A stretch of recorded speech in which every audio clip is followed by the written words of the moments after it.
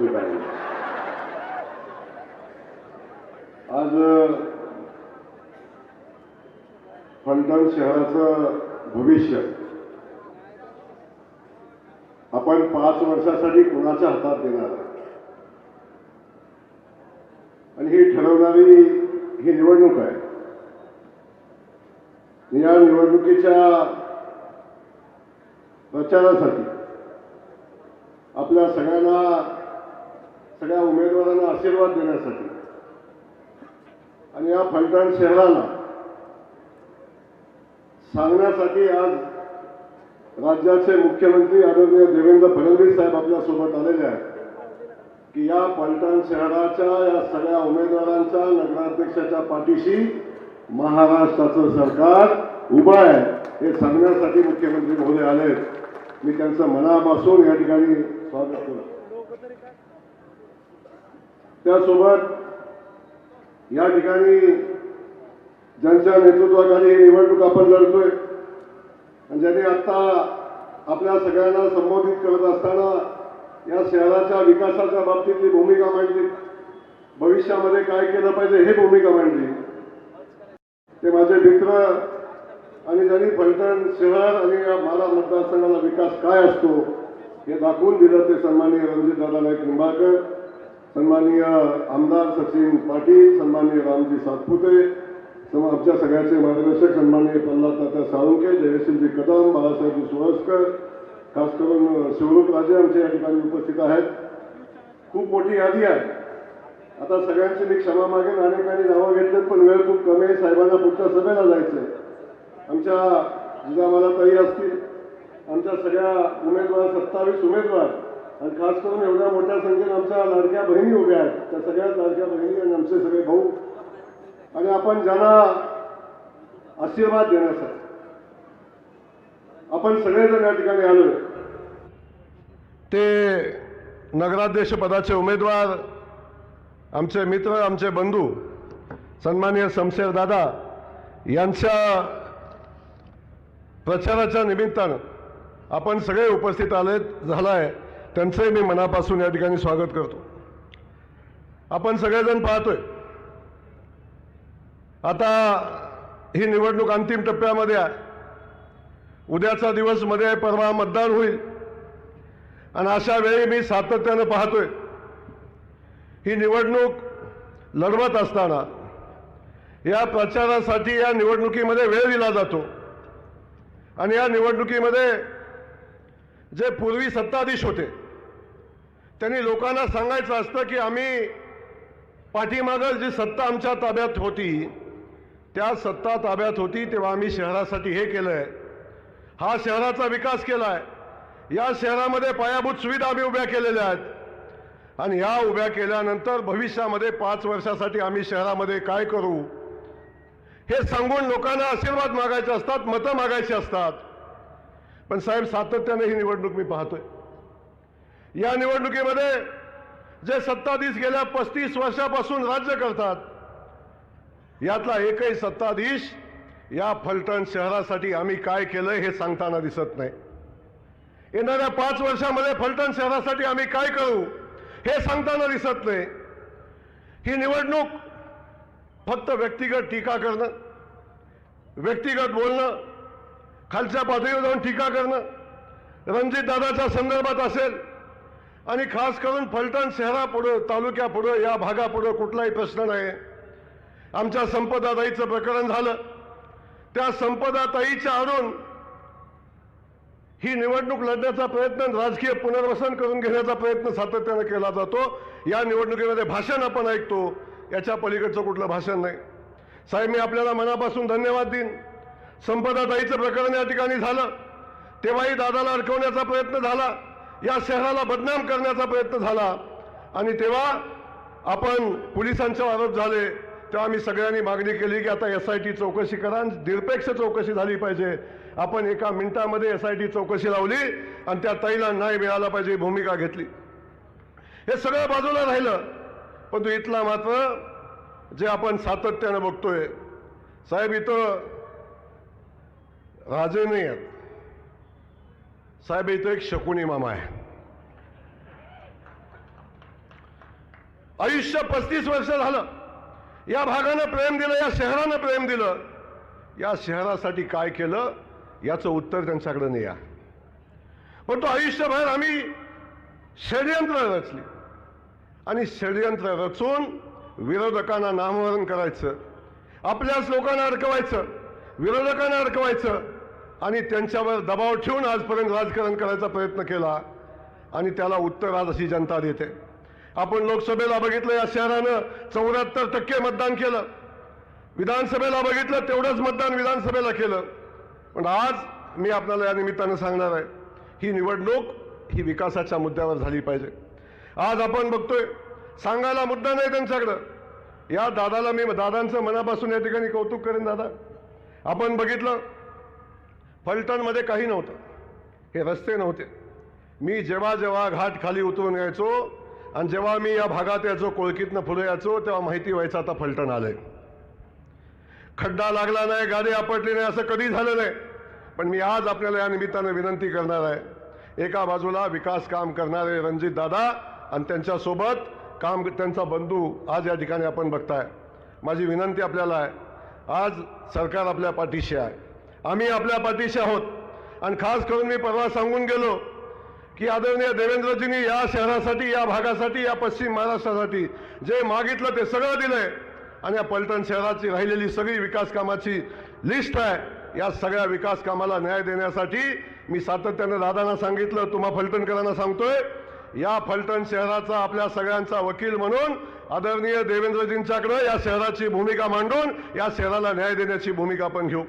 आज आपण बघतो शमशेरदादा एका बाजूला आहेत, एका बाजूला राजपुत्र आपण बघतो, दुसरे उमेदवार आहेत. मी माझ्या या शहराला माझी विनंती आहे आणि आपल्याला माझा प्रश्न आहे, या महाशयांना 2006 साली आपण निवडून दिलं होतं. 2006 साली निवडून दिल्यानंतर या शहरानं त्यांना कधी पाहिलं नाही हा विषय बाजूला ठेवा, या शहराची सेवा केली नाही हा विषय बाजूला ठेवा, या शहराच्या विकासासाठी प्रयत्न केले नाही हा विषय बाजूला ठेवा. पण हे महाशय अख्ख्या 5 वर्षामध्ये नगरपालिकेच्या 60 सभा होतात, त्या 60 सभेतल्या फक्त 6 सभेला उपस्थित राहिले. त्यांच्यावर डिस्क्वालिफिकेशन दाखल झालं आणि आता ते या ठिकाणी पुन्हा नगराध्यक्षपदाचे उमेदवार म्हणून आलेत. मी फलटणकरांना सांगतो, जर चुकून गडबड झाली होणारच नाही, पण गडबड झाली तर तुम्हाला सगळ्यांना नगराध्यक्षांना भेटायला मुंबई पुण्याला जायला लागेल. हा राजपुत्र आपल्याला इथं कधी दिसणार नाही. डिस्क्वालिफाय उपस्थित राहिला नाही म्हणून आता विकासाचे मुद्दे सांगतात. त्यांनी सांगावं फलटणमध्ये कुठला विकास झाला आणि फलटणमध्ये काय केलं. या सगळ्या विषयावर बोलणार नाही, साहेबांना बोलायचं आहे. पण मी आपल्याला या ठिकाणी सांगेन, शमशेरदादासारखा उमेदवार आपल्यासोबत आहे. शमशेरदादा असा उमेदवार आहे 24/7 आपल्यासाठी उपस्थित आहे. रात्री 1 वाजता फोन केला तर शमशेरदादा फोन उचलेल. एखाद्याचा ॲक्सिडेंट झाला तर शमशेरदादा तडपडत त्याच्याजवळ जाईल. एखाद्याला अडचण आली तर शमशेरदादा त्यापर्यंत पोहोचेल. एखादी बहीण अडचण असली तर शमशेरदादा तिथं पोहोचेल. मला सांगा, ह्या राजपुत्राला बघणार आहे कुठं, शोधणार आहे कुठं आणि तो कसा मदत करायला तुमच्याकडे येणार आहे कुठं. तर आपल्याला माझी विनंती आहे, ही निवडणूक विकासाची आहे. कोण कुणावर टीका करतं ह्या बाजूला ठेवा, पण ह्या फलटण शहराला सन्मान मिळवून देण्याचं काम दादा आणि रणजित दादांनी केलेलं आहे. या दादांच्या पाठीशी, या सगळ्या उमेदवारांच्या पाठीशी उभं राहण्याची भूमिका आपण घ्या. सातत्यानं सांगतो, या ठिकाणी साहेब अलीकडच्या कालखंडामध्ये हे महाशय आयुष्यभर सगळ्यांना त्रास दिला. आता जसे सत्ता गेली, सत्तेविना हे तडफडत आहे. जसा पाण्यातला मासा पाण्याविना तडफडतो ना, तसे हे महाशय सत्तेविना तडफडत आहेत. आयुष्यभर आम्ही संघर्ष केला, दादांनी संघर्ष केला, 15-20 वर्ष संघर्ष केला, कधी रडलो नाही. सत्तेच्या विरोधात संघर्ष केला, कधी आम्ही कंप्लेंट केल्या नाही, तक्रार केली नाही. जशी सत्ता गेली तसा हा बहादर आता एवढे रडतायत, एवढे लोकांच्या पुढे जाऊन सांगतायत, पोलीस ऐकना, तलाठी ऐकना. हे जे पेरलं तेच उगवलंय ना, आयुष्यभर हेच पेरलं ना. पण या ठिकाणी मी एवढंच सांगतो, फलटणकरांना माझी विनंती आहे, बाकी सगळा विषय सोडून द्या. ही लढाई टीका करण्याची नाही, या फलटणच्या विकासाची आहे. आणि या विकासाच्या या लढाईमध्ये जो सर्वसामान्य माणसाचा आमचा उमेदवार आहे तो शमशेरदादा, त्याच्या पाठीशी उभं राहावा, त्याला मतदान करा. आम्ही सगळेजण ताकदीनं आपल्या पाठीशी उभे राहू, या शहराच्या विकासासाठी काम करू. कोण रडतंय, कोण काय सांगतंय याच्यामध्ये जाऊ नका. आणि ही निवडणूक भावनेची नाही, ही निवडणूक फलटणच्या विकासाची निवडणूक आहे, फलटणचं भविष्य ठरवणारी निवडणूक आहे. आमच्या राजपुत्राचं पुनर्वसन कसं होणार आणि यांचं पुनर्वसन कसं होणार याच्यासाठी निवडणूक नाही. फलटणचं उद्याचं भविष्य आपण शमशेरदादाच्या हातामध्ये द्या. आम्ही सगळेजण शमशेरदादाच्या पाठीशी उभा आहे एवढंच या ठिकाणी सांगतो. आपल्या सगळ्यांना धन्यवाद देतो आणि 2 तारखेला आपण कमळ चिन्हासमोरचं बटन दाबून शमशेरदादाला नगराध्यक्ष करावी विनंती करतो आणि थांबतो. जय हिंद, जय महाराष्ट्र. अरे 2 आमची मजुनी तारीख आली. 30 तारखेला 20 एकदा जोरदार टाळ्या झाल्या पाहिजे जयभाऊंसाठी. मैं समुंदर हूं फिर से लौट कर आऊंगा. लाडक्या बहिणींच्या आशीर्वादानं पुन्हा एकदा मुख्यमंत्री झाले ते आपल्या सर्वांचे लाडके भाऊ देवेंद्र फडणवीस बोलतात. फलटणकर दोन्ही हात वरती, जोरदार टाळी आपल्या देवाभाऊसाठी.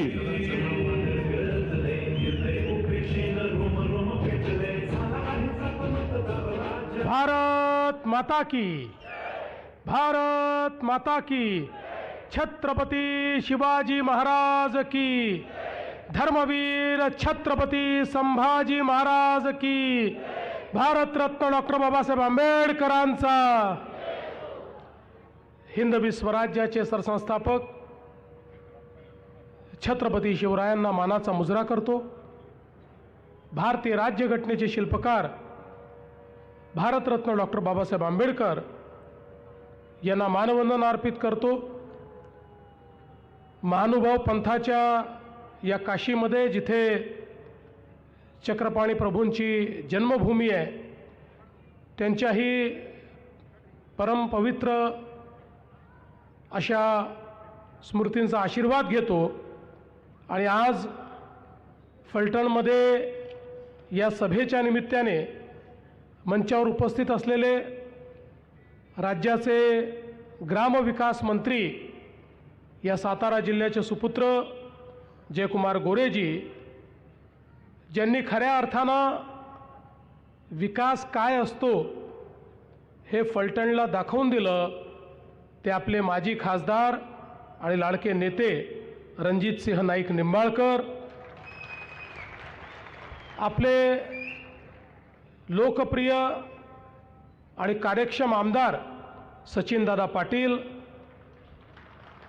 रामभाऊ सातपुते, धैर्यशीलदादा कदम, प्रल्हादजी साळुंके, दिलीपसिंह भोसले, शिवरूपराजे खर्डेकर, ॲडव्होकेट नरसिंग निकम, बाळासाहेब सोळसकर, जिजामालाताई नाईक निंबाळकर, मनीषाताई नाईक निंबाळकर, प्रतिभाताई शिंदे, डी के अण्णा पवार, सुशांत निंबाळकर, चेतनसिंह केदार, विश्वासराव भोसले, संजय पाटील, संजय कापसे, सचिन रणवरे, विलास नलवडे, बजरंग गावडे, सुदामप्पा मांढरे, दिलीप नेवसे, रामभाऊ ठेकळे, त्याचप्रमाणे नगराध्यक्ष पदाकरता आपले अतिशय अनुभवी आणि ज्यांनी नगरपालिकेमध्ये अतिशय ठामपणे भूमिका घेऊन सातत्याने आपली बाजू मांडली असे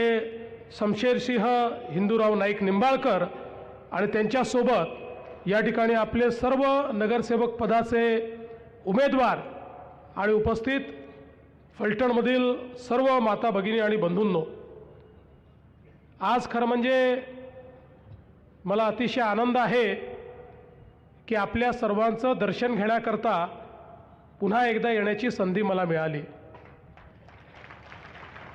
पहिल्यांदा निवडणूक 2 तारखेला होती, त्यावेळेस मला रणजितदादांनी निमंत्रित केलं होतं. मी रणजितदादांना सांगितलं, दादा इतकी मोठी सभा नुकतीच तुम्ही घेतली आहे आणि आता माझी येण्याची आवश्यकता नाही, जनता तुमच्या पाठीशी आहे, तुम्ही निवडून येणार आहात, त्यामुळे आता मला दुसरीकडे प्रचार करू द्या. पण मला असं वाटतं की कुठेतरी दादांच्या मनामध्ये होतंच की मी आलंच पाहिजे. त्यामुळे निवडणूक पुढे गेली, 2 तारखेची निवडणूक 20 तारखेला गेली आणि मलाही अतिशय आनंद आहे की आपल्या सगळ्यांच्या दर्शनाकरता मी आलो. कारण ज्या ज्यावेळी मी इथे येतो त्या त्यावेळी फलटणकरांचा आशीर्वाद हा भारतीय जनता पार्टी राष्ट्रवादी युतीला मिळतोच आणि म्हणून मला आज या गोष्टीचा आनंद आहे. खरं म्हणजे नगरपालिकेच्या निवडणुकीच्या निमित्ताने आज आपण सगळे लोक या ठिकाणी एकत्रित आलो आहोत ते पुढच्या 5 वर्षामध्ये आपल्या शहराचं आपल्याला नेमकी काय प्रगती करायची आहे याचा विचार करण्याकरता आलो. आपण जर बघितलं तर आपल्या देशामध्ये जवळपास स्वातंत्र्यानंतर 7 दशकं सातत्याने एक विचार होता.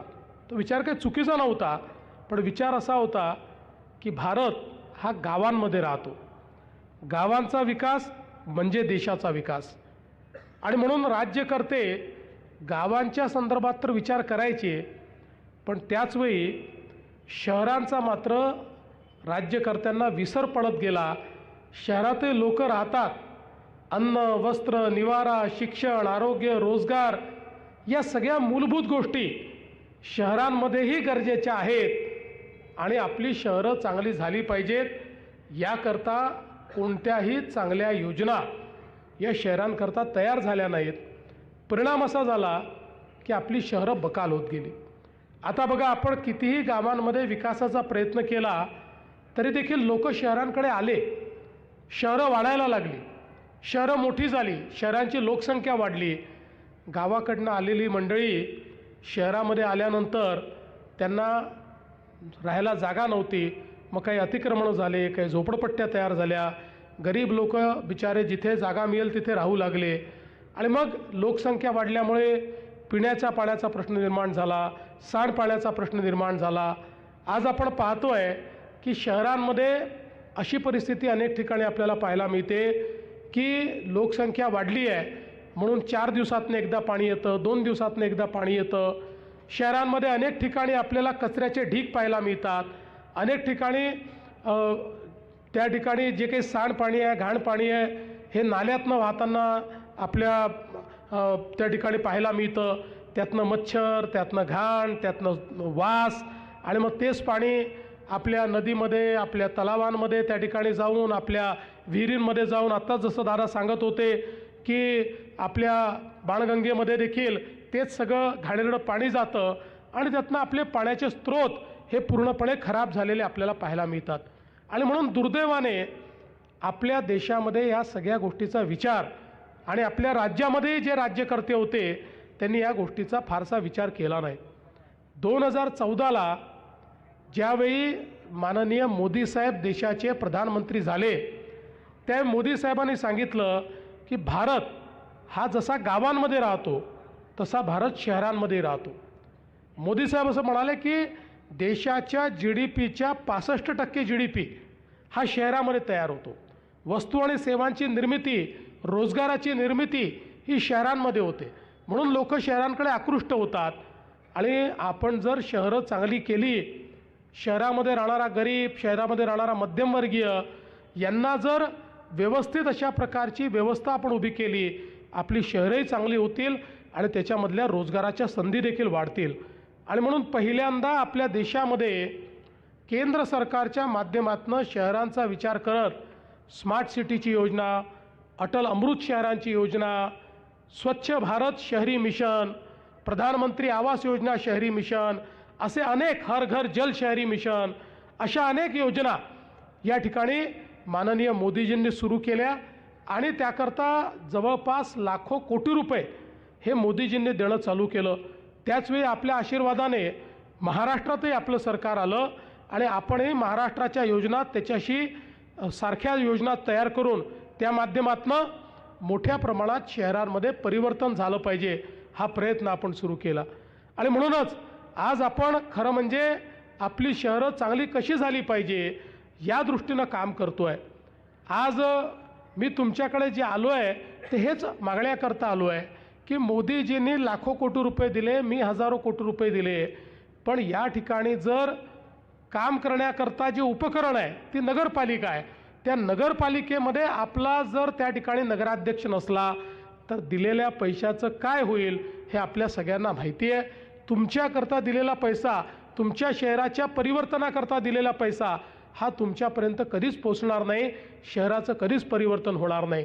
आणि म्हणून मोदीजींनी आणि आम्ही दिलेला पैसा योग्य प्रकारे शेवटच्या माणसापर्यंत पोचवायचा असेल तर नगराध्यक्षासहित संपूर्ण नगरपालिका ही भाजप राष्ट्रवादी युतीच्या हातामध्ये देणं हे अत्यंत क्रमप्राप्त आहे. आज आपण बघा, मोदीजींनी प्रधानमंत्री आवास योजना दिली आणि आवास योजनेच्या अंतर्गत मोदीजींनी सांगितलं प्रत्येक गरिबाला घर मिळालं पाहिजे. झोपडपट्टीत राहतोय, कच्च्या घरात राहतोय, त्याला घर तुम्ही द्या. आमच्या लक्षात आलं की घरांकरता तर पैसा आहे, पण तो उपयोगात येत नाही, कारण लोक अतिक्रमण करून बसले आहेत. जागेची मालकी त्यांच्याकडे नाही आहे. जागेची मालकी नाही म्हणून त्यांना योजनेचा लाभ मिळत नाही. 2 महिन्यापूर्वी आपल्या सरकारने निर्णय घेऊन शहरामध्ये जेवढी रहिवासी अतिक्रमणं आहेत ती सगळी मंजूर करून त्या गरिबांना मालकी हक्काचा पट्टा देण्याचा निर्णय केला. आणि मालकी हक्काचा नुसता पट्टा देऊन आपण थांबणार नाही, तर त्यात जे कच्च्या घरात राहत आहेत त्यांना पक्कं घर बांधण्याकरता देखील त्या ठिकाणी महाराष्ट्र सरकार, केंद्र सरकार प्रधानमंत्री आवास योजनेच्या अंतर्गत निधी देईल आणि त्यातनं मोठ्या प्रमाणात आपल्याला हे परिवर्तन घडवता येईल. आज बघा, आपण पाहतोय की घनकचऱ्याचं व्यवस्थापन एक अत्यंत महत्त्वाचा मुद्दा झाला आहे. पूर्वीच्या काळामध्ये कचऱ्याला आपण कचरा समजायचो, पण आता जमाना बदलला आहे.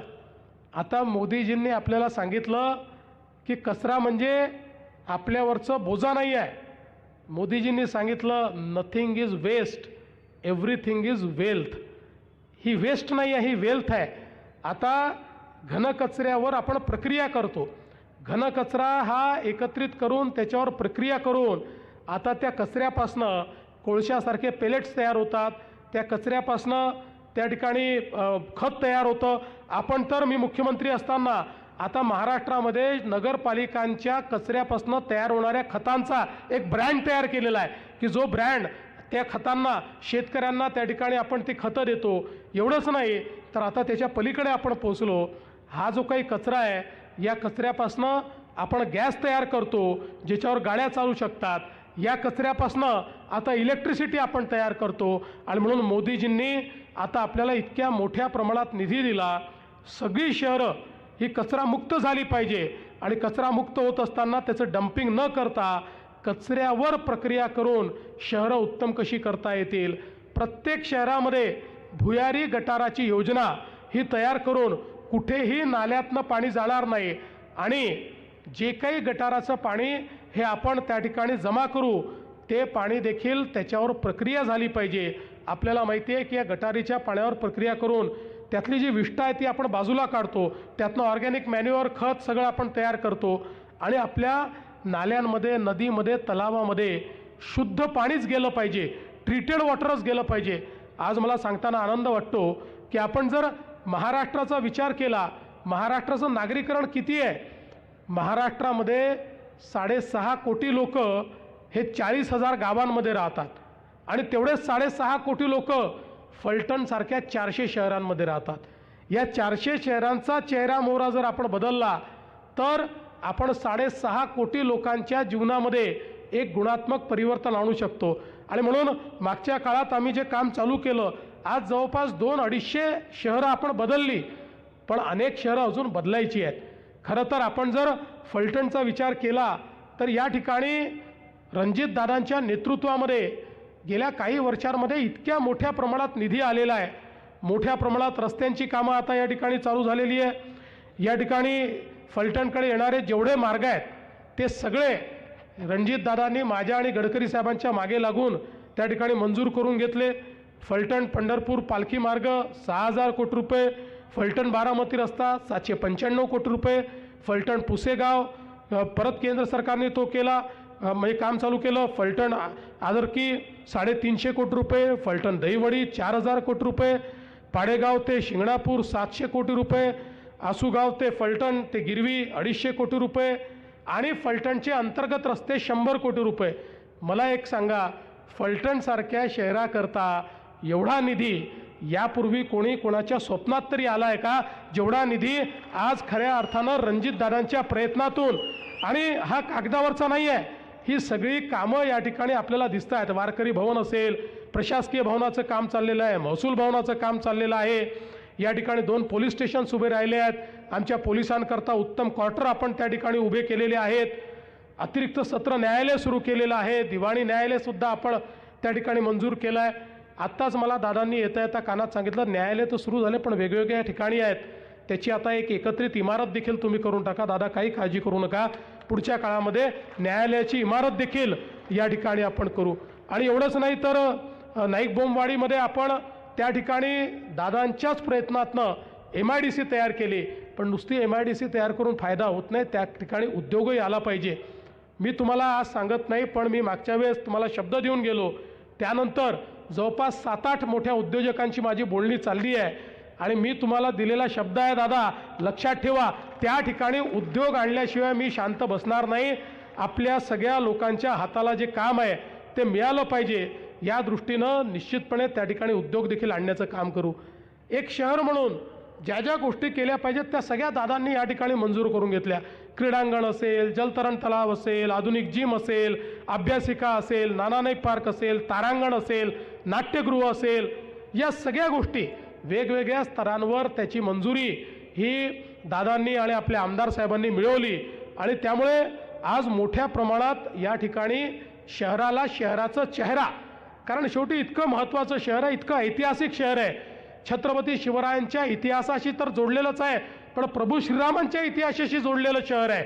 आणि म्हणून अशा प्रकारचं हे शहर, या शहरामध्ये मोठं परिवर्तन झालं पाहिजे, शहर शहरासारखं वाटलं पाहिजे, या दृष्टीनं खऱ्या अर्थानं ही सगळी कामं करण्याचा प्रयत्न आपण करतो आहे. आणि म्हणून मी तुम्हाला एवढीच विनंती करण्याकरता आलो आहे की काय टिप्पणी होते याच्याकडे लक्ष देऊ नका. मी तर खरं म्हणजे मलाही या गोष्टीचं अतिशय दुःख आहे की एक आपली माऊली संपदाताई मुंडे डॉक्टर, या बिचाऱ्या त्यांनी एका विशिष्ट परिस्थितीमध्ये आपलं जीवन संपवलं. त्या कोणाकडनं प्रताडित होत्या ते सगळं आता तपासात बाहेर आलेलं आहे. पण अशा परिस्थितीचं भांडवलीकरण करायचं, त्याचं राजनीतीकरण करायचं आणि मग त्या आधारावर कोणाला तरी टार्गेट करायचं, या गोष्टी राजकारणात शोभण्यासारख्या गोष्टी नाही आहेत. शेवटी तपास पूर्ण झाला आणि मी अतिशय स्पष्टपणे आपल्या सगळ्यांनी ऐकलं असेल, मी महाराष्ट्राच्या विधानसभेमध्ये तपासाची सगळी माहिती दिली. आज पुन्हा एकदा तुम्हाला सांगतो, रणजित सिंग नाईक निंबाळकर यांचा दुरान्वयानेही याच्याशी कुठलाही संबंध आलेला नाही. यामध्ये जे आरोपी आहेत 100% तपास पूर्ण झाला आहे, सगळे पुरावे, टेक्निकल पुरावे सगळे मिळालेले आहेत. आरोपींना कठोरात कठोर शिक्षा होईल आणि त्या गरीब माऊलीच्या घरच्यांनाही आम्ही मदत करणार आहोत. पण अशा गोष्टीचं त्या ठिकाणी राजनीतीकरण करायचं आणि त्यातनं कुठेतरी कोणाला तरी टार्गेट करायचं, हे आपल्यापैकी कोणालाही शोभत नाही. राजकारण कुठल्या स्तराला आपण न्यायचं याचा विचार आपण केला पाहिजे. आपण बघा, आता इतके दिवस झाले नगरपालिकेच्या निवडणुका चालल्या आहेत. नगरपालिकेच्या निवडणुकीत आता तरी दुसरा टप्पा आहे. पहिल्या टप्प्यातही माझ्या 42 सभा झाल्या. सगळ्या शहरांमध्ये मी गेलो, कुठल्याही शहरात मी कोणावर टीका केली नाही, उमेदवारावर केली नाही, नेत्यावर केली नाही, पक्षावर केली नाही, कोणावर टीका केली नाही. कारण माझं म्हणणं स्पष्ट आहे, माझ्याकडे विकासाचा कार्यक्रम आहे. विकासाचा कार्यक्रम असताना मला टीका करायची गरज काय आहे? मी जे करून दाखवलं आहे ते मी बोलतो, जे करणार आहे ते मी बोलतो. त्यामुळे कुठलीही टीका न करता खऱ्या अर्थानं परिवर्तन घडवण्याकरता या निवडणुकीत मी आलेलो आहे. सकारात्मक मत मागण्याकरता आलो आहे. ते नालायक आहे म्हणून मला मत द्या असं मी म्हणतच नाही. मी चांगला आहे, मी चांगलं करून दाखवणार आहे, माझा नगराध्यक्ष चांगलं करून दाखवणार आहे, याकरता मला मत द्या. त्यामुळे कुठलंही निगेटिव्ह मत मला नको आहे, मला सकारात्मक मत हवं आहे. हे सगळे प्रकल्प जर रणजितदादा सचिनदादांच्या माध्यमातून आम्ही केले असतील, तुमचा विश्वास असेल तर आम्हाला तुमचं मत हवं आहे. तुमचं एक सकारात्मक मत हे निश्चितपणे या शहराला, या साताऱ्यातलं सगळ्यात आधुनिक शहर बनवू शकतं. कारण आता ज्या प्रकारची कामं रणजितदादांनी घेतली आहेत, जे विजन त्यांच्याकडे आहे, आणि शमशेरदादांसारखा ज्याला या ठिकाणी नगरपालिका काय समजतं, विरोधी पक्षनेता म्हणून काम करत असताना खऱ्या अर्थानं त्यांनी आपले प्रश्न मांडलेले आहेत. त्यामुळे अतिशय चांगल्या प्रकारचं कॉम्बिनेशन हे या ठिकाणी आपल्याला मिळालेलं आहे. आता ही सगळी बॅकडोर आपल्या हातामध्ये आहे. मी काहीच बोलणार नाही. आपल्याला एवढीच विनंती करणार आहे, 20 तारखेला निवडणुका आहेत, 2 दिवस हातामध्ये आहेत. या 2 दिवसात पुन्हा चिखलफेक होईल, त्याची काही चिंता करू नका. कुठल्याच चिखलाने कमळाला फरक पडत नाही. चिखलामध्ये डौलानं उभं राहतं ते कमळ, त्याच्यामुळे 20 तारखेला तुम्हाला माझी विनंती आहे, सकाळी मतदानाला जा, कुठेही इकडे तिकडे पाहू नका. मतदारच्या आपलं जे वोटिंग मशीन आहे याच्यावर जिथे कमळ आणि घड्याळ दिसेल ती बटन दाबा. कॅन्डिडेट पाहू नका, माणूस पाहू नका, बाई पाहू नका. तुम्हाला माहिती आहे आम्ही जे सांगतो ते करतो. आपण बघा, ज्यावेळेस आपल्या आशीर्वादानं एक प्रचंड मोठा विजय आम्हाला मिळाला आणि हा विजय मिळाल्यानंतर 232 जागा निवडून आल्या, ऐतिहासिक न भूतो. लगेच लोक म्हणायला लागले आता या भाजपवाल्यांना, महायुतीवाल्यांना इतक्या जागा मिळाल्या, आता हे पहिले लाडकी बहीण योजना बंद करणार. आता 1 वर्ष झालं बहिणींनो, झाली का बंद? जोपर्यंत तुमचा देवा भाऊ आहे तोपर्यंत ही योजना बंद होणार नाही. पण माझं शमशेर दादांना एक विनंती आहे, दादा तुम्हाला ही जनता निवडून तर देणारच आहे, पण आता माझ्या लाडक्या बहिणींना केवळ लाडकी बहीण ठेवू नका, त्यांना लखपती दीदी करा. आता मोदीजींनी लखपती दीदीचा कार्यक्रम केला आहे आणि गेल्या 1.5 वर्षामध्ये 50 लाख लखपती दीदी महाराष्ट्रात तयार झाल्या आहेत. अजून 50 लाख आता करायचे आहेत. 1 कोटींनी आम्ही थांबणार नाही, त्याच्या पुढे जाणार आहोत. आता दादा तुमच्यावर आहे की या 1 कोटी लखपती दीदीमध्ये माझ्या फलटणच्या किती बहिणींना तुम्ही आणणार, ही जबाबदारी या ठिकाणी तुमच्यावर देऊन जातो. आणि आपल्या सगळ्यांना विनंती करतो, 20 तारखेला तुम्ही कमळाचं आणि घड्याळाचं बटन दाबा.